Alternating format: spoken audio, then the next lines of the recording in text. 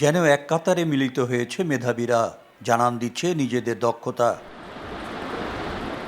প্রতিযোগিতাপূর্ণ পরিবেশে অনুষ্ঠিত হলো বাংলাদেশ আর্টিফিশিয়াল ইন্টেলিজেন্স অলিম্পিয়াড 2026-এর রংপুর আঞ্চলিক রাউন্ড।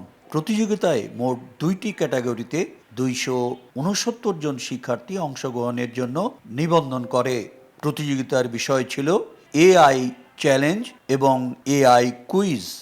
কৃত্রিম বুদ্ধিমত্তার মাধ্যমে আমরা নতুন নতুন জিনিস সম্পর্কে জানতে পারছি, ইন্টারনেটের মাধ্যমে কোডিং করা শিখতেছি।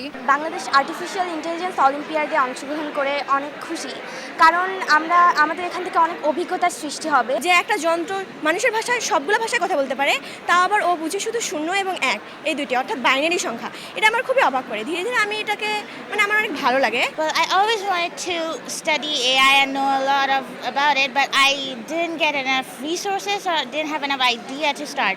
বর্তমানে বাংলাদেশ আর্টিফিশিয়াল ইন্টেলিজেন্স অলিম্পিয়াড বা কৃত্রিম বুদ্ধিমত্তা অলিম্পিয়াড আমাদের জন্য খুবই জরুরি, কারণ বর্তমানে আমরা সবাই জানি যে 21 শতকে আমাদের কৃত্রিম বুদ্ধিমত্তাই সবচেয়ে গুরুত্বপূর্ণ একটা মাধ্যম হিসেবে কাজ করছে। জাতীয় পর্যায়ে নির্বাচিত শিক্ষার্থীদের মধ্য থেকে ক্যাম্পেইনের মাধ্যমে আন্তর্জাতিক পর্যায়ে অংশগ্রহণ করার সুযোগ রয়েছে। এখানে যারা সিলেক্টেড হবে তাদেরকে আমরা ঢাকায় নিয়ে যাবো, ন্যাশনালে পার্টিসিপেট করবে। তাদের মধ্যে আবার যারা সিলেক্টেড হবে তাদেরকে আমরা ক্যাম্প করাবো, ক্যাম্পের মধ্যে ট্রেন হবে, ট্রেনের মাধ্যমে তারা ইন্টারন্যাশনাল রাউন্ডে যাবে। দক্ষতা, সৃজনশীলতা ও মেধার স্বাক্ষর রেখে এআই চ্যালেঞ্জ ক্যাটাগরিতে 8 জন এবং এআই কুইজ ক্যাটাগরিতে 11 জন শিক্ষার্থী বিজয়ী হয়ে জাতীয় পর্যায়ের প্রতিযোগিতায় অংশগ্রহণের জন্য নির্বাচিত হয়েছে। For the quiz competition, I have been a participant, and to be honest, I am quite skeptical about the result.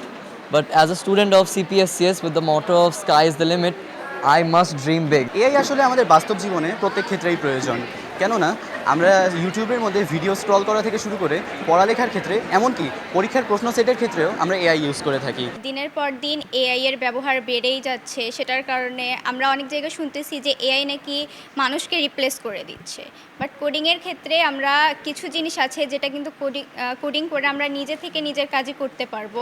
উন্নত কান্ট্রি যেগুলো, বিশেষ করে চায়না থেকে শুরু করে বিভিন্ন কান্ট্রিতে অলরেডি খুব ছোট ক্লাস থেকে কোডিং, আর্টিফিশিয়াল ইন্টেলিজেন্স এবং অন্যান্য বিষয়গুলো শেখানো হচ্ছে। Gyan public school and college সৈয়দপুরের পয়েন্ট অফ ভিউ থেকে আমরাও ক্লাস 3 থেকে বাচ্চাদেরকে এই coding, artificial intelligence, robotics, internet of things এগুলো সম্পর্কে ধারণা দেওয়ার চেষ্টা করি আর কি। যদিও আমরা ইতিমধ্যে বিভিন্নভাবে এআই এর ব্যবহার করছি, আমরা না জেনেই করছি, আমাদের শিশুরা যারা ভবিষ্যতের জন্য আমাদের কাণ্ডারি হবে, তাদেরকে এখন থেকে এই বিষয়ে শিক্ষিত করে তোলা, এআই সম্পর্কে সচেতন করে তোলা, তাদেরকে এআই এর বেনিফিট নেওয়ার জন্য তাদেরকে প্রশিক্ষিত করে তাদেরকে যোগ্য করে তোলা, সেটা একটি অত্যন্ত মহৎ উদ্যোগ। প্রতিযোগিতা শেষে প্রধান অতিথি বিজয়ীদের মাঝে স্মারক ও সার্টিফিকেট বিতরণ করেন। আঞ্চলিক পর্যায়ে বিজয়ী শিক্ষার্থীরা আগামী 16 মে 2026 জাতীয় পর্যায়ের প্রতিযোগিতায় অংশগ্রহণ করবেন। শাকির হোসেন বাদল, সময় সংবাদ, নীলফামারী।